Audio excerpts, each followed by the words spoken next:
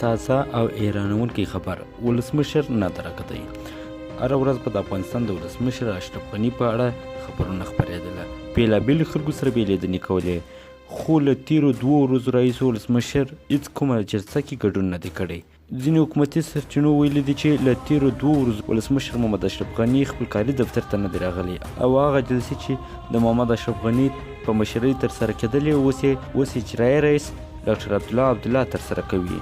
نن هم 2 جلسې ترسره شولې چې یوه د تدارکاتو جلسه وه او بل جلسه د امریکا د بهرنۍ چارو وزارت د استازو سره وه چې دا دواړه جلسې د عبدالله په مشرۍ ترسره شولې چې ولسمشر محمد اشرف غني ګډون نه پکښې درلود.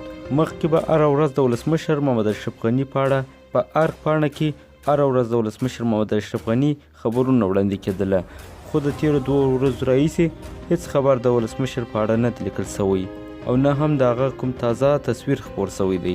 ډېر خلک وایي چې ولسمشر شاید ناروغه سوی وي او له هېواده بهر وړل سوی وي، خو تر اوسه معلومه نه ده چې څه خبره ده. خو خدای دې وکړي چې ولسمشر ته کوم ګواښ نه وي متوجه سوی او الله دې د افغانانو له سره څخه نه کموي. تاسو څه فکر کوئ چې ولسمشر به چیرته وي؟ دوستانو کوم ویډیو خوښ سوي ضرور یې لایک او د دوستانو سره شریکه کړئ.